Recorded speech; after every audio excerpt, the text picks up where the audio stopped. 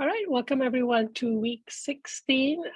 Selina is leading the group, came up with a set of questions and leading the group, and I should not talk much today. Anyway, don't talk. Carry on, Selina. Okay, chapter 16, come up higher. When I wrote this, I said, come up higher. I have no idea what that means. We don't need to spend a lot of time on this. Anybody got any ideas on that? What that means?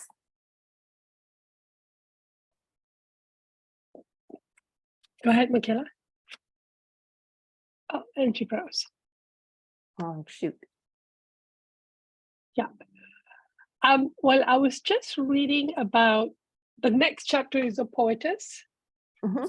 And the poetess is up on the, so there's this walk they're going through, and then there is an upslope. Because they're going there.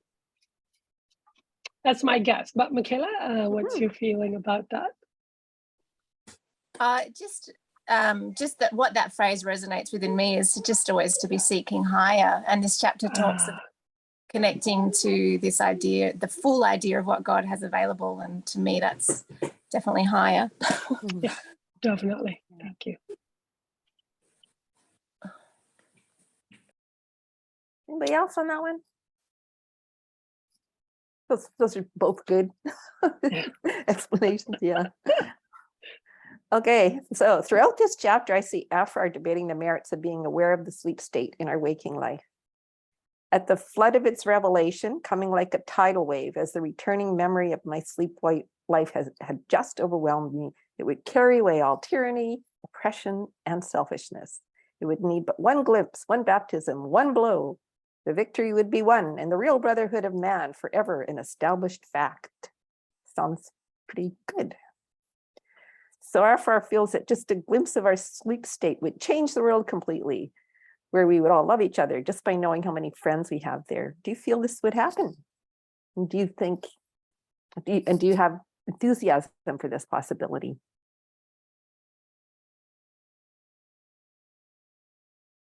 Who wants to start? Virginia? I actually don't feel like that would be the experience for everyone. I feel like Afrar at this stage isn't aware that not everybody has the sleep state experience that he does. It's because of his had such a good experience in the sleep state, but some people don't want to remember their sleep state because of how horrible it is. And our judgments about it. Yeah. Judgments about it. Yeah. I don't know if it would have the resonance that he thinks that it could. Yeah. And his was good, and he didn't remember it either, even though it was good. Yeah, but I guess we don't talk about it on Earth very much about, it's just a dream, or just like it just gets dismissed. And actually, there is nothing saying, yes, do try to remember your dreams and that there's meaning here and value. So. Okay, thank you.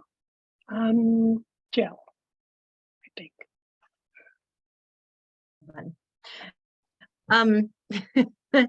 Virginia said exactly what I was going to say.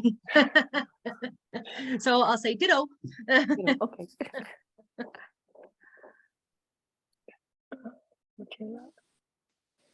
I'm not sure how my signal is, so I might need to turn my video off. See how. For now, you're good. But yeah. Okay, cool. I was just able to reflect on this question just in relation to me. And at the moment, something that I'm really struggling with is this idea that I'm not alone and that I actually have teachers and support.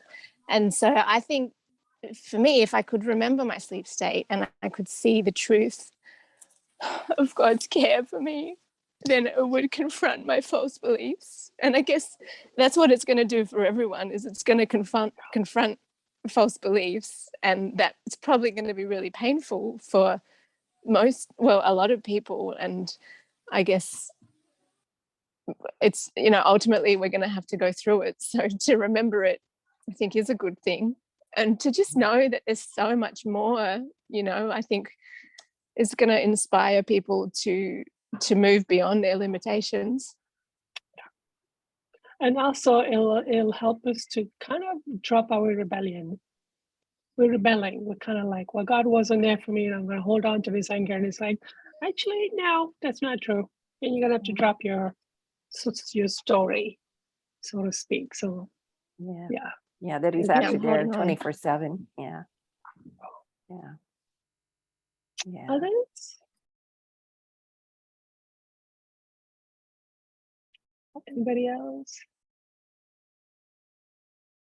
I think it would really help me to drop my resentments. I think it would help me if I could see, even if my current sleep state condition isn't good, even if I'm not, if I'm expressing denied aggression or whatever is happening in my sleep state, even if I could remember the good ones that used to be there, it will repair, it will restore some of my like false belief, and I can feel that I would get over it. I would just say, just drop that feeling that no one was there for you, or drop the feeling, I don't know, whatever the feelings are. I'd probably be, I didn't have a mother, because there was somewhere I did go where I was cared for. So it'll help me to kind of drop the rebellion, basically. Yeah. So Particularly, you're thinking the childhood memories of sleep state would help. Is yeah, that what you're thinking? That yeah, even or when things are really bad. there are all Yeah. these ideas that, considering my environment, I would still have ideas that were unheard of in the environment that I would feel very strong conviction of, and I will act on it and then see that I did the right thing. So it's like I got those ideas from somewhere, and I also Yeah. had the conviction to act on it. And it's like, I would like to remember that somebody was there to show me the way, especially when it comes to parenting. I had ideas that shocked the people around me, where I said, I'm not treating my children in so and so ways. Like, I had a lot of pushback. It was non-negotiable. I was very clear that I will take the risk and I will live with the consequence. So I learned it somewhere. Yep. I like to remember that. That will That would be I will neat. restore. Yeah. Michaela, did you have wanted to add?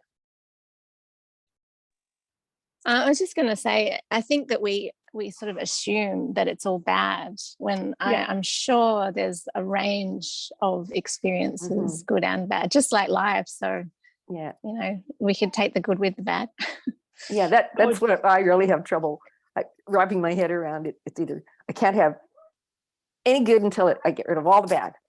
Yeah. I'm very, that's a Yeah. real big injury in me. Yeah. Yeah.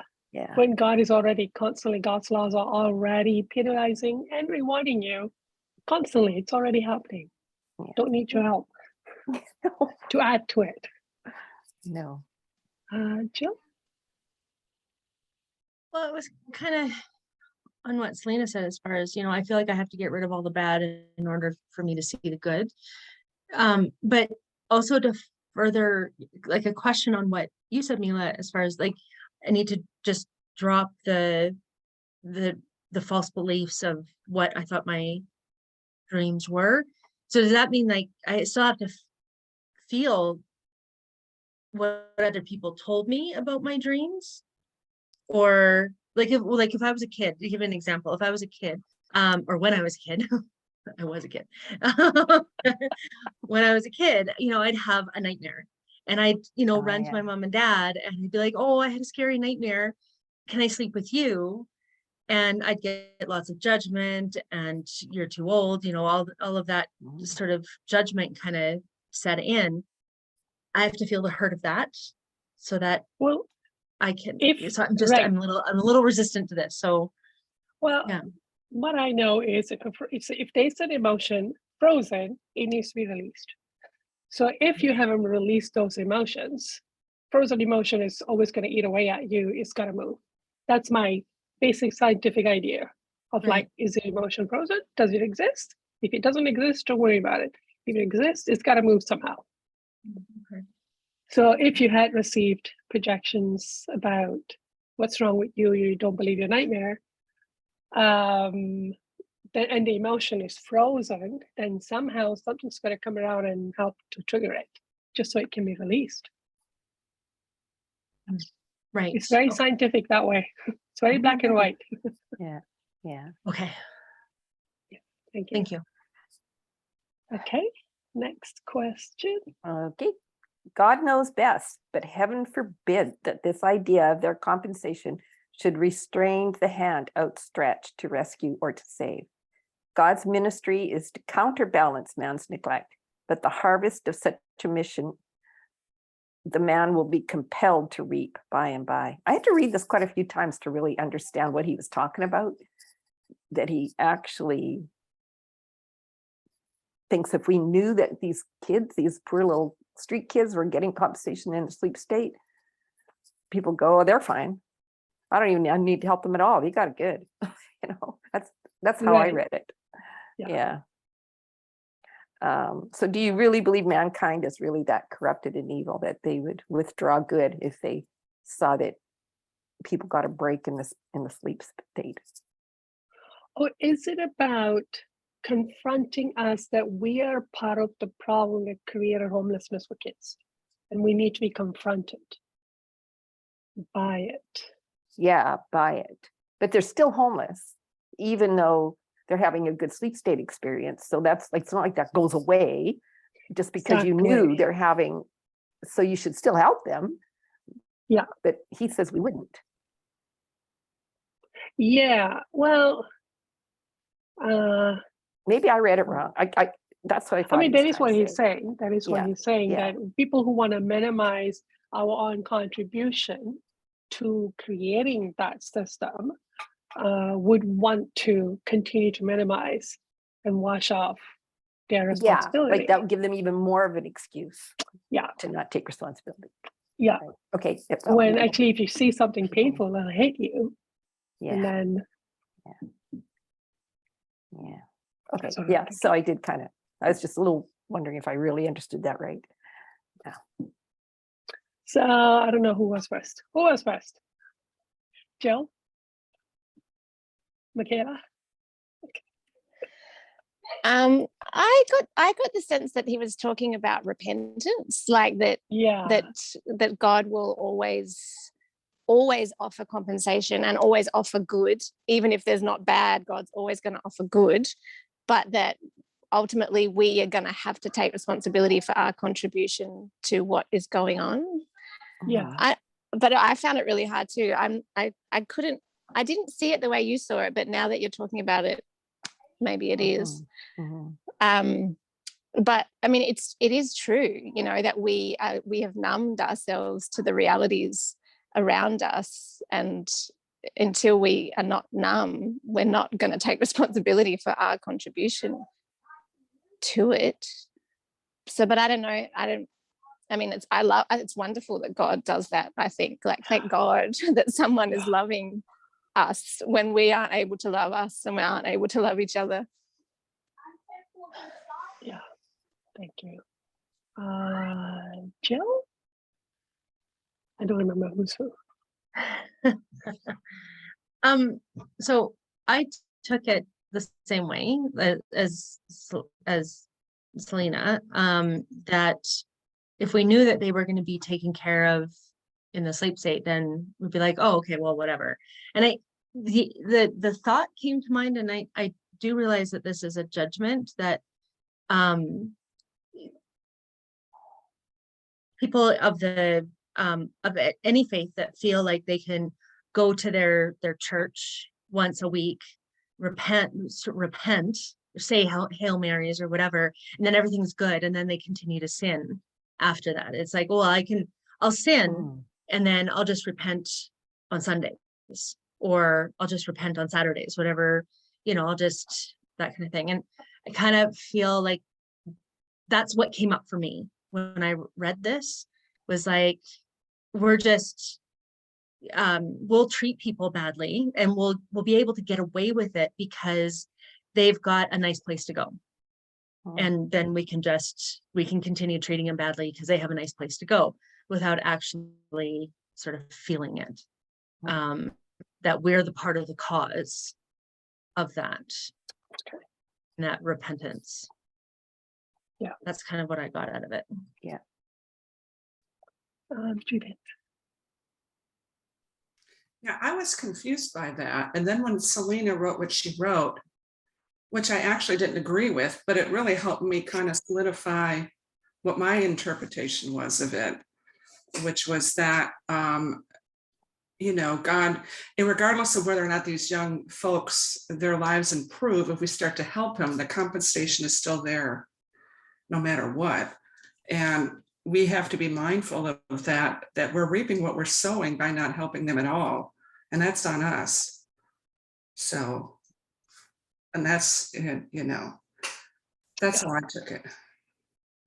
Actually, it's kind of in agreement, I feel, with kind of like adding to what Selina was saying, I feel, is what you're saying.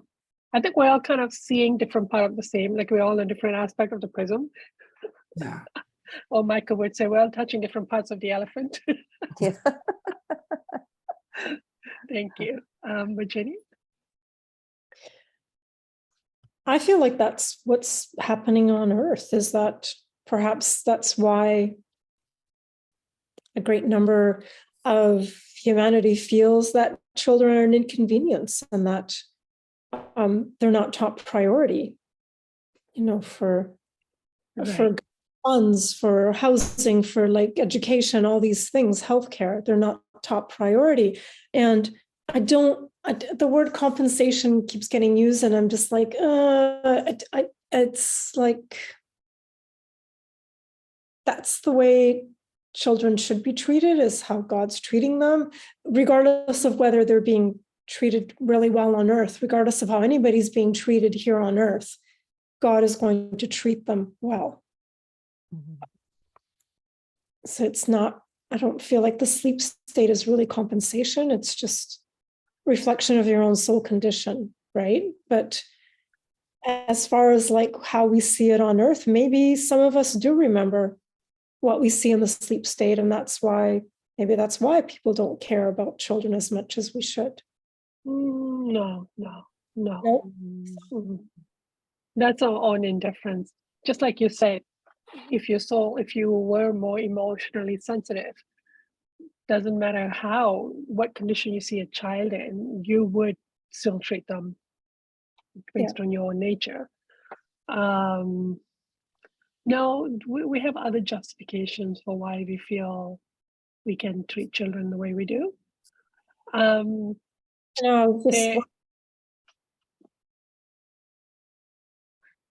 Oops, I can't hear you, Virginia. Can't hear you. You're mute. You muted yourself, sorry. I was just wondering, like, what got us to this place where, as a whole, we don't really value children. We don't love children on this planet. And, Jesus has said that. I've heard him say that before. And at first, when I heard it, I'm like, really? But it's true.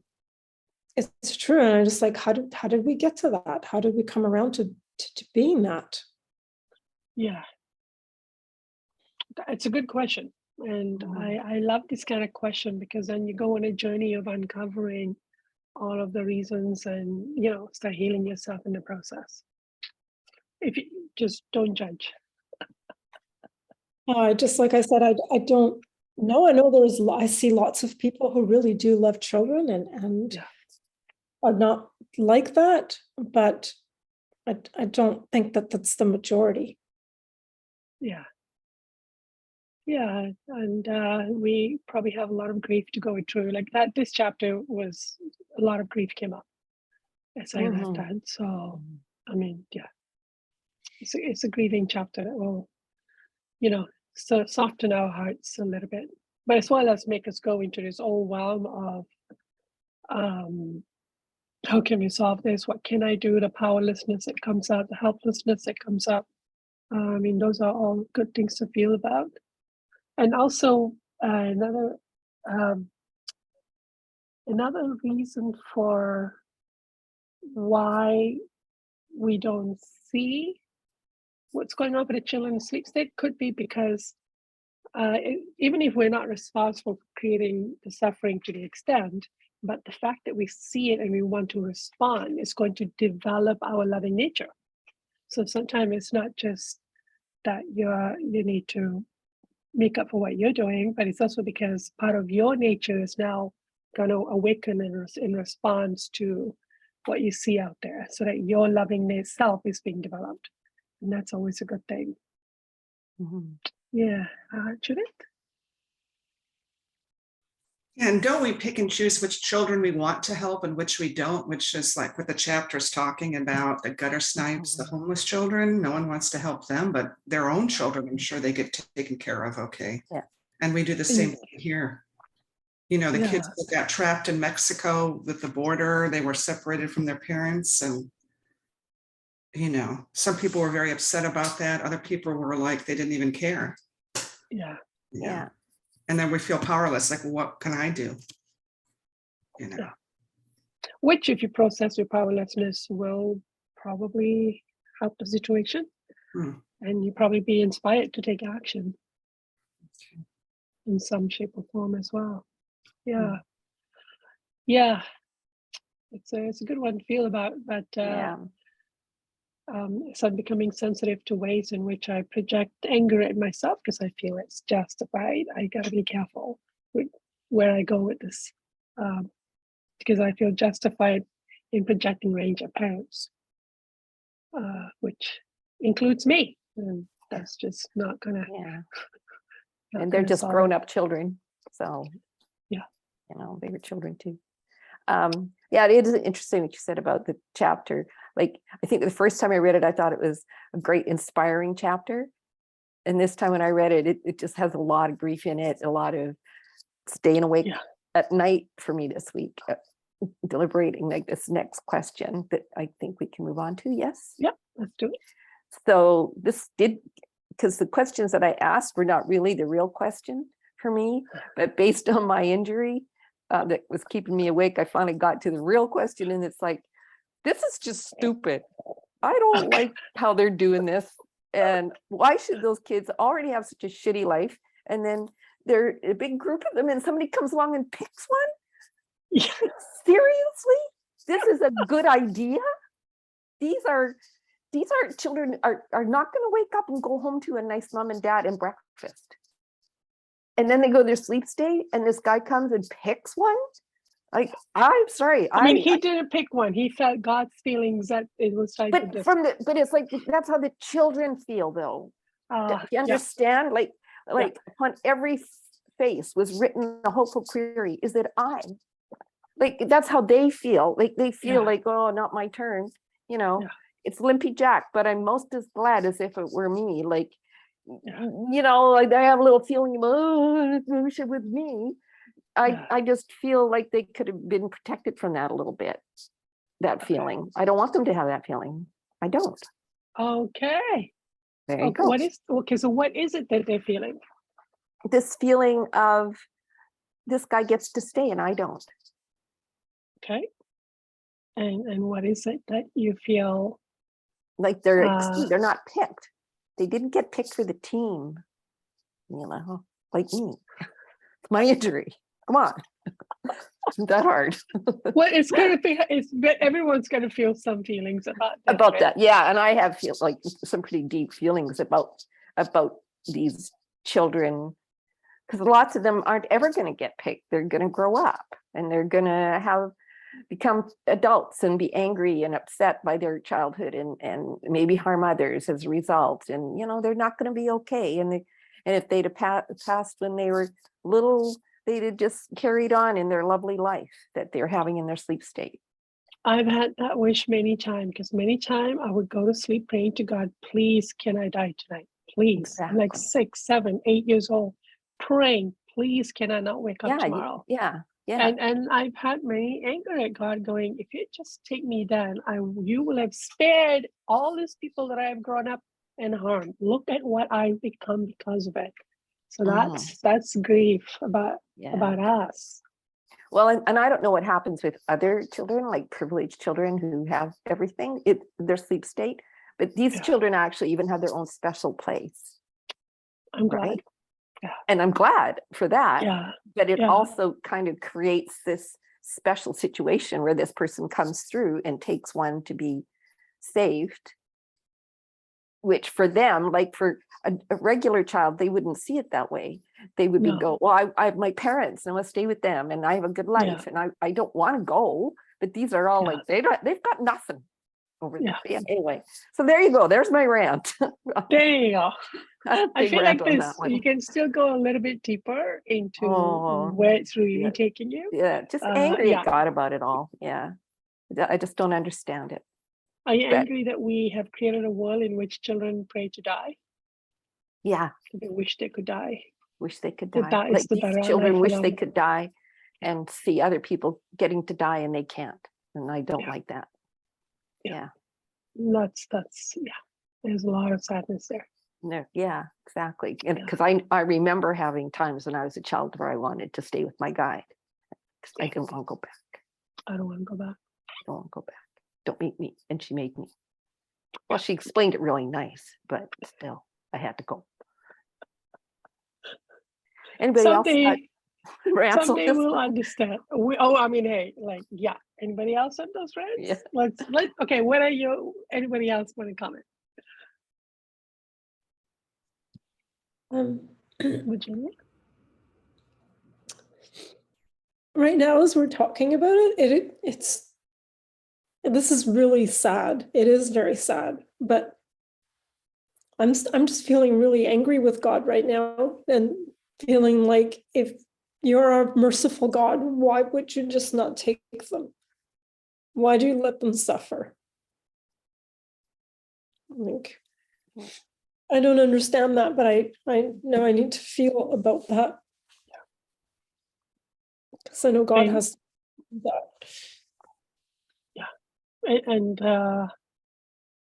well, the impact it has on the rest of us and how our soul will start to awaken, how we'll start to change, we'll start to pray.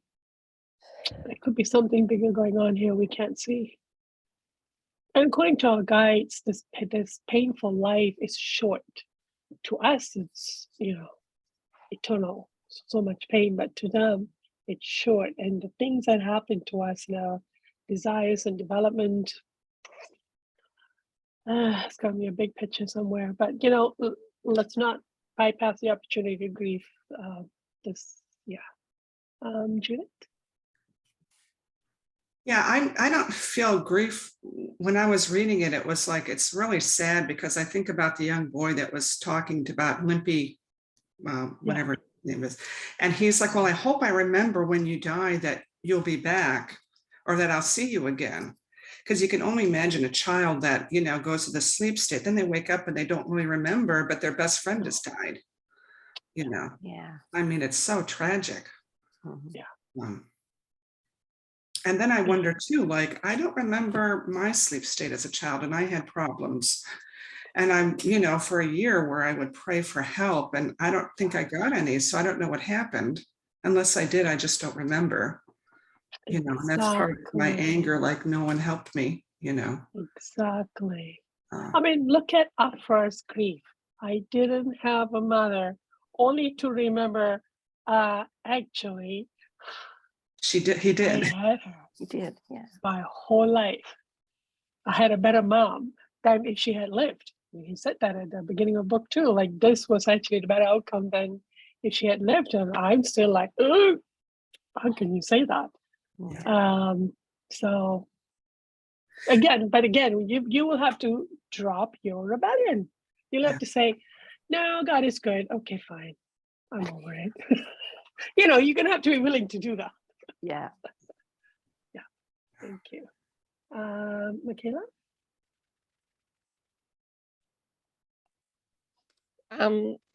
This makes me just so sad, but I know, like, I have a really strong feeling that we just don't understand the picture. Like there's such a bigger picture, and like even when one of the children are talking about we'll all get to go soon, even if we go when we're 100, I feel like that is still soon, like you were saying, Miller. And so I cannot wait for the day when I understand God's perspective, because I'm so sick of being sad about it and feeling like I can't do anything, and also believing that nothing is being done when it is. And I really look forward to understanding all of that. Me too. And these 3 books have done so much in helping us. Like, we're leaps and bounds from where we started because of these books. Yeah, thank you. Others?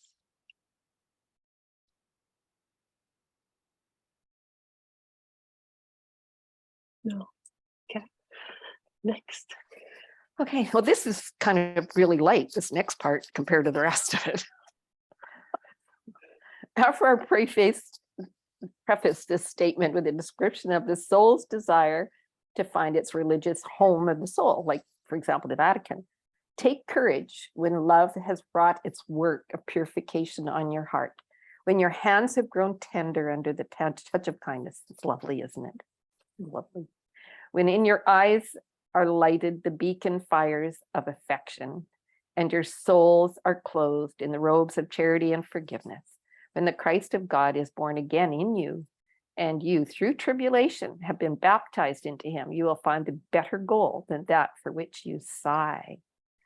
So I was just trying to relate that to us, you know, because we don't have our religious shrines, any of us. We've given up on religion. So, you know, going to Mecca isn't a big deal for us. But maybe we do have shrines of our own that we think will help us rather than taking the route that we've been taught. You know, we have other things that we think will. It's just a kind of a thinking question. I don't really know if there's any answers to that. What would it be for everyone? Judith? You know, it's now I'm getting a little emotional because I was thinking about a religious shrine and being raised Catholic. You know, oh, I could have gone to the Sistine Chapel, but my shrine was actually when we had a choir. I was involved in a choir, and we would have mass in the choir leader's basement. And it was just a few people, and it was like the priest, and he would do the mass on the pool table. And it was the most intimate and inspiring thing. It's bringing tears to my eyes because I just felt like a sense of community and comfort. Whereas when you were in church as a Catholic, you had to sit straight, you had to kneel down, sit, stand up, kneel, sit, be quiet. You know, it'd be hot, you'd almost faint. I would almost faint sometimes. But this was so intimate and so meaningful. So I thought about, oh, I can go back to that and just, you know, like what we're doing now. And you probably received God's love while you were singing. Yeah. But we weren't singing then. I don't know why he did the mass in his basement. He did it a few times, but it just was touching. And it was, you know, nothing that I dreaded. I was always dreading going to church, you know. Wow. But it was in the choir, whole experience with the choir too, was to do activities with them. And so that was very nice and very touching. Thank you. Wow. That is a church. Like, that is definitely a shrine right there. Woo, you nailed it. Others, what would it be for you? Kayla? Well, so I took this question in 2 ways. Like the first way I took it was realizing that at the moment, being a victim is my shrine, and I want to really stay in that, and I'm just noticing it. So hopefully now that I'm noticing it, I can shift it. But also definitely the flowers and nature, that's such a big part for me of connecting to God, and I'm really grateful that I found that avenue, and it's very supportive to me.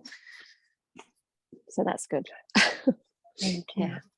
That was kind of where I was going with that question, Michaela, was the shrines that are keeping us from what he's describing and the ones that are supporting us in what he's describing. Like, That's what does that awesome. mean? Yeah. Okay. Who Anybody else else? got any shrines?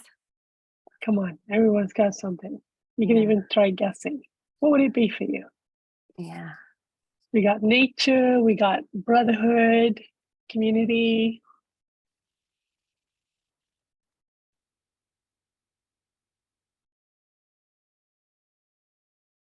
Jill? I'm trying to think of a shrine. I know like right now I'm in anger with God. And I hate God right at the moment. That's my shrine. I guess that's keeping me from anything else. Yeah. But I don't Say I you don't could know if I visit. have it. Okay, how would Summerland be your shrine? Yeah, but that's not here. Of course, that's my shrine. That's where my kids live. Okay. Of course. Okay. Yeah, it's where my kids live. That's Yes. Yes. So it's like a shrine's like a source of inspiration or the okay, so lack they're of. they're my Or shrine. for, Yeah. or for Yeah. me, it's a place where I go, God, wow. Like that. I mean, in Sikhism, one of our many description for God is Waheguru. Waheguru means wow, God, like wow. So it's that place of where I am in awe. That to me, the word shrine means that. And so So yeah, that okay. could be, Summerland would be mine. Michaela? Just on what you're saying about what a shrine is, to me as well, it's where there's actually an exchange, where there feels like there's a back and forward and some kind of Okay. tangible action going on. And that's for me what happens in nature. Okay. I like that. Okay. Mhm. There's a okay. I like that. I like that concept a lot. Thank you. So, Virginia. Oh, sorry, Selena, go ahead. That's okay. Virginia can go. I was just gonna encourage, like, come on. Encourage her. What would Yeah, yours that's be? really. Oh, Yeah. you're in spirit world, and you've seen all this Vesta that being described for 3 books now. What would yours be? I'd say my shrine is I love sitting in circle and where there's actually an exchange, where I feel an exchange with spirit beings, with my guides. Yeah. I feel like I really am connected. Yeah. Okay. Where there's not so much separation. I really feel whenever I'm in a situation in nature as well, I can feel that more. Where I can feel spirit around me, I can feel God. As far as the other things that are keeping me away from that, there's quite a few. I was trying to pick one, so I didn't answer. So what Michaela said about being a victim, that really kind of go, oh yeah, yeah, that resonates with me. And as well as I'm working on treating myself more like God treats me. Okay. Michael, what would yours be in spirit world? Because in my mind, shrine is obviously in spirit world. It's not here. I just don't have that concept, which is sad. I like I think I would be in a choir somewhere. So maybe the chorale, but it's like being in the circle, Virginia, and feeling the spirit, but feeling being in a worshipful space. That's the part of church that I enjoyed the most, was the music and the singing. The Catholic Church, listening to the sermons, they didn't make much sense to me. I agree with you, Judith. But the music, I love to hear positive stories about God's love in the music relating to old Bible stories, Wow.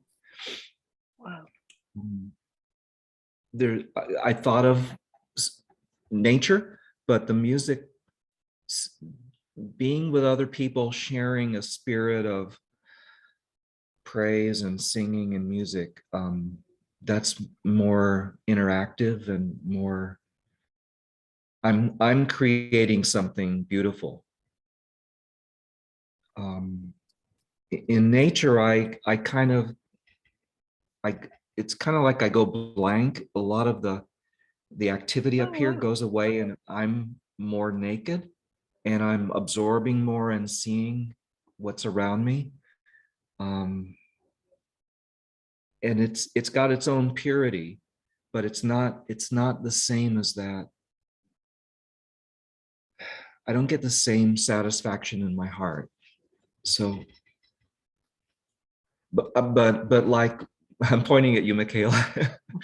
My shrine is also, the rebellion, and it reminds me of the question, what mammon, people make mammon their god. So what is it that I make? What is it that I make my shrine?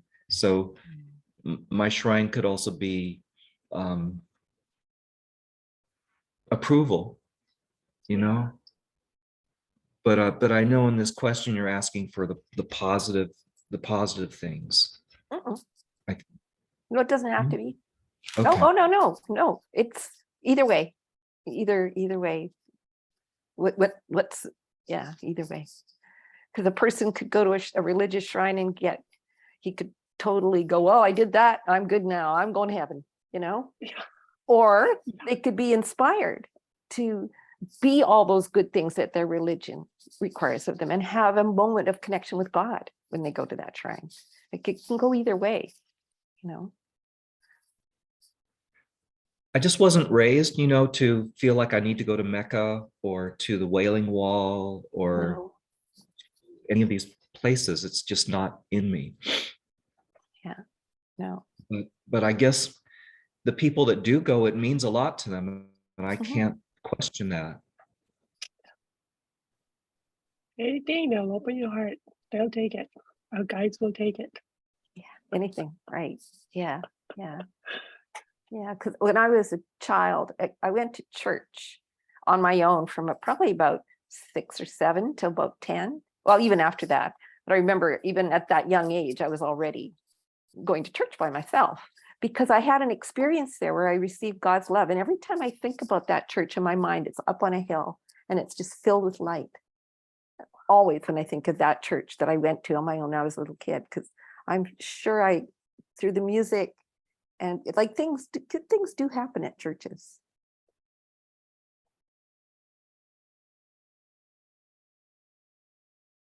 It'd be nice if we could create that with the concepts that we have now for people to have some feeling of a community praying to God together and creating that so a person can feel that within community so they can start recreating it on their own. Does that make sense?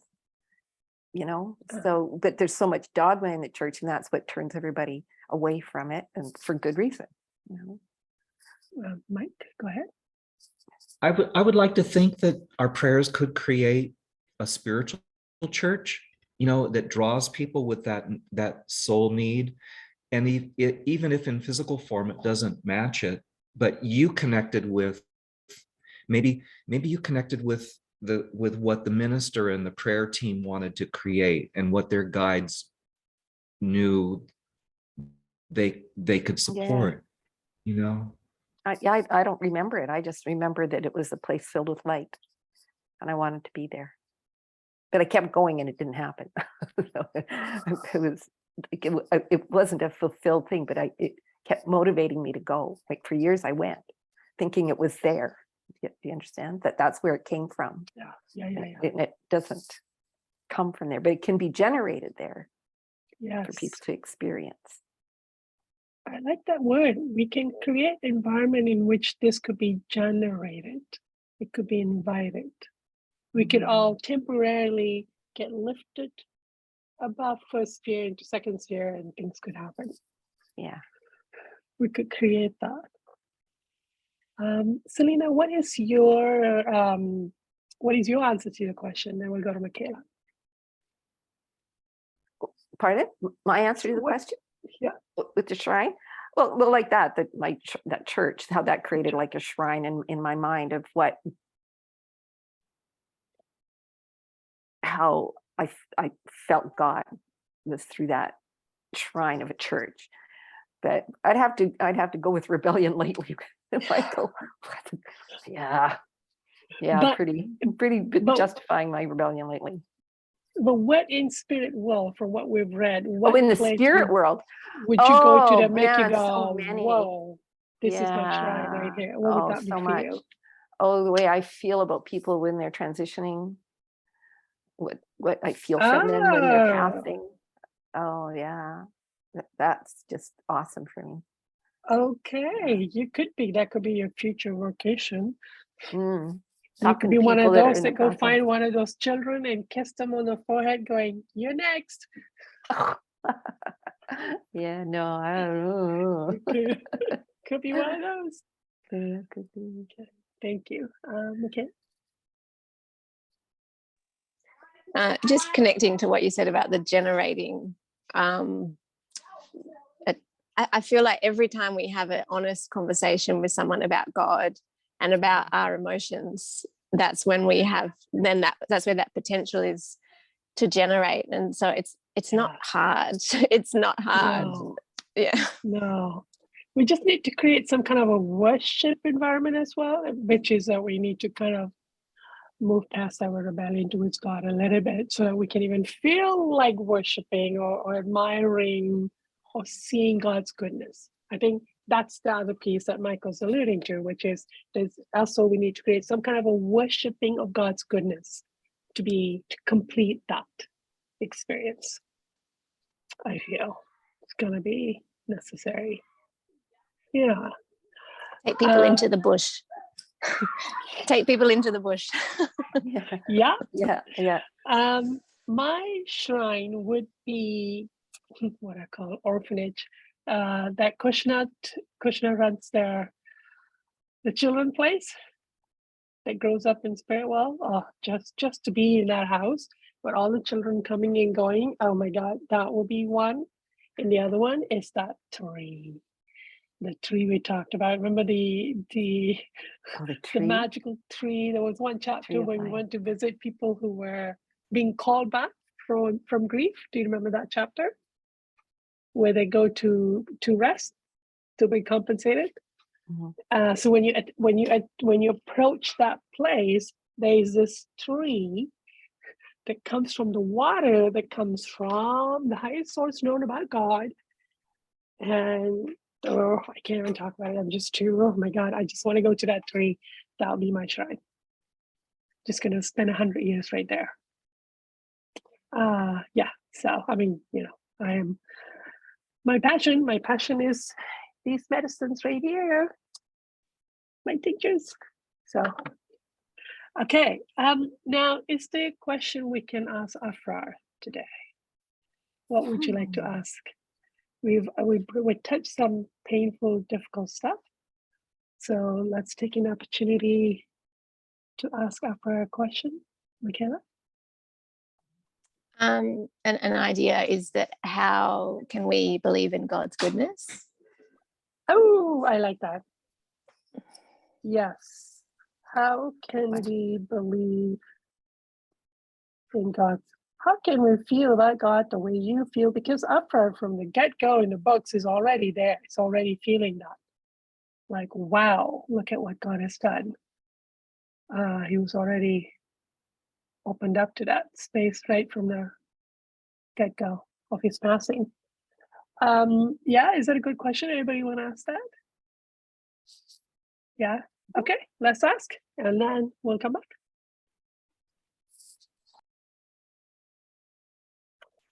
All right. Curious about what everyone got. Who wants to go first? Judith? I didn't get that much, but I got that there's a large seed of anger in my heart, and you will have to move out of that in order to allow the flower of God's goodness to grow. So, fair enough. And venture into the world and feel pain.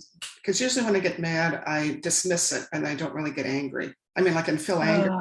And then I just like, and walk away from it instead of really honoring it just every time.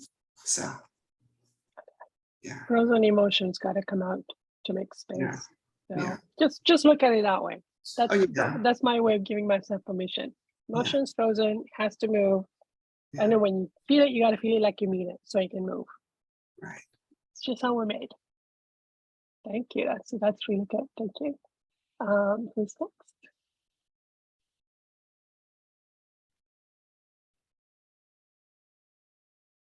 Michaela and then Jill. So I had this image of me as a little girl, like asking God, "Are you good?" And then I went Wow. into this rage of, well, you've got to show me. And then I could feel the desire, but also the demand of how much I want to see it to be true. Yeah. And then I got how much I'm clinging to self-reliance, to this idea that God isn't good and I have to do it all. And so that's where my block is. Yeah. And that's a grief, right? That's a grief to feel, because there's a reason why those emotions got created in you, in your environment. Yeah, just this belief that everyone else is bad. So if I want something to be good, I have to do it. Yeah, which was a reality in your physical environment. That was your reality. So, yeah. Okay, thank you. Jill? I'm right there with you, Michaela. But I didn't get much. I had a lot of resistance to this question, but what I did get was that I need to stick with this question, that it's this is my teacher. Keep asking this.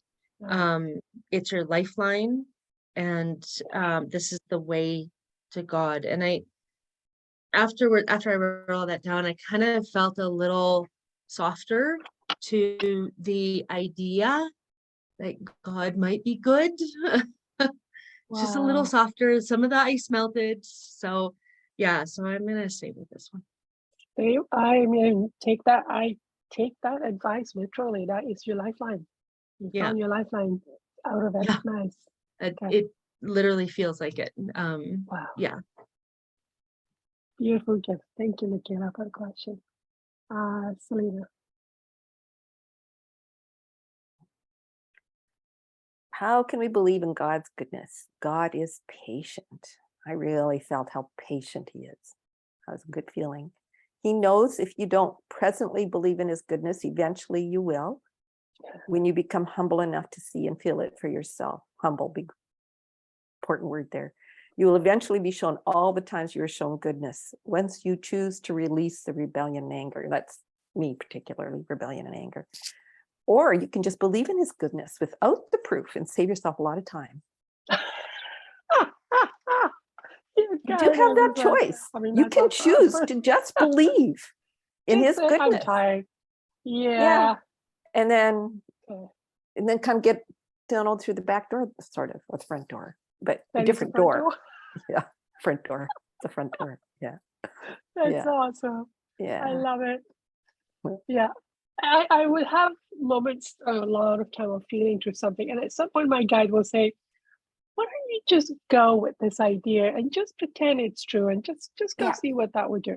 That's right. That's exactly the feeling I got from our friend. Just save yourself a lot of time. Just believe it. You can do that, you don't have to have proof. That's your brain that says that. Well, right? your proof will come. Yeah, it like will for come. The longest time But you will feel the compensatory process to get there, right? Yeah. Or you can just believe it. Yeah. I had when I was feeling the anger of God, where were you? In all of the violence. First it was, God, how could you let that happen? That got worked out. Then it was like, where were you? You weren't there. No, it was you weren't there.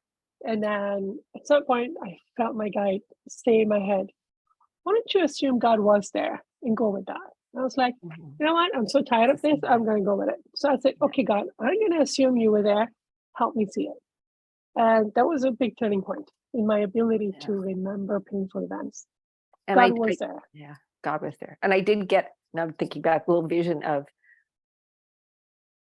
it'll almost be embarrassed to see all the times God was there. Like all the things, events in your life and after life, and all the times you resisted, all the times God was good. And you'll go, oh man, how could I ever believe such a thing? Well, Yeah. you make room for it by letting the anger out. We gotta give it some Yeah. room, but at some point you're like, okay, this. I'm just walking around circles right now. This is no longer suppressed emotion. I'm generating fresh ones. It's enough. This is rebellion. let's just drop it. And that has worked for me beautifully. Why don't you just assume that this was the way? And then it's just a thought experiment, but then things will start to change. That's beautiful, and thank you. Who else has an answer? Michael? I agree with you. I don't think I've ever proven anything. When I put God to the test and asked for proof to believe, I've never believed. Maybe it's an addiction, or something I'm using to hold God away. Yeah. So I had a list of things, just like a brainstorm. It started with humility and remember that I'm a child. Don't fear punishment. And then something growing here, affirm and invite God's goodness. Deal with my issues of self-worth, because my low self-worth will push God's goodness away from me. Be willing to believe in a loving God, even if things don't seem fair, Ukraine or poverty. Which is our creation, man's creation. God, if God is letting it happen, then there must be a reason, and we just don't see it yet. He's letting us have free choice, free will. That's what he's letting happen. What he's letting happen is we're allowed to choose and create.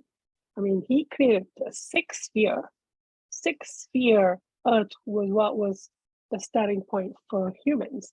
That's what he allowed to happen, and then the rest is on us. It must be so powerful, the potential of, okay, we know how bad pain is and how much unfairness there is, but the benefit of choosing to take responsibility for the sin we've created must be huge, much greater. So absolutely. my list comes down to just the truth is God is good, God is loving, and God loves me. And just begin to hold that as a truth, and then as my little light, and hold it up to life. And see what it calls. Affirm and invite God's goodness. That's the kind of stuff I would get from my guides. Why don't you just go with the idea that God was there? Let's just play with that. That's kind of like an invitation. Why don't you just go with that? Give it a week. If you don't like it, drop it. But things will start to change for you. Affirm and invite God's goodness. Yeah, beautiful. Thank you. Virginia, have you spoken yet? I can't remember. No, I think most of what I got was right at the beginning, where it was just developing a desire to become humble. Okay. And in being humble, then I will feel God's goodness, not just see it. Because I do say that. I feel like I really want to believe in God's absolute goodness. Yeah. But then in my heart, I don't really feel it yet. Yeah. Okay. Thank you. I was only shown one example, one answer, which is I have a little park outside of my house. And whenever I go out, I start looking at the flowers or the leaves or the plants, and I just lose myself in it. Like, it's a public park, so there are a lot of people in it, so I can't really express how I'm really feeling, how crazy I'm feeling in those moments. But I just look at the flower or the leaf, and I just go, and I start talking to God. I just like, oh my God, look at this, look at this. I just there's this harmony and this admiration and adoration of God when I'm looking at it. So they just say, do that more right there. I'm totally in awe of the God that created the plant. Like, look at it, it's magnificent. It's got leaves and it's stuff flowing and moving, and every different plant I touch and feel its essence got different qualities. And it's like, oh my God, I'm in heaven. So, and I am in heaven in that time. And that's kind of a front door, straight road. In that moment, God and I have no conflict. We're getting along. It's all good. I like that God that made that plant and the flowers and the diversity and all the craziness that's happening in it and around it. And oh, craziness. Love it. So that was my answer, which is fortunate because I've spent a long time working through anger, and right now I'm working on releasing all anger, projected anger from my soul, just not wanting to engage it anymore. It's just a choice of like, no more. It's taken me on quite a journey, painful journey, but it's okay. You do get tired of yourself at some point. Okay, so that was this was a difficult chapter, but we hopefully we could have this chapter is going to keep going for a long time. Let's just put it that way. Yeah. Okay, thank you.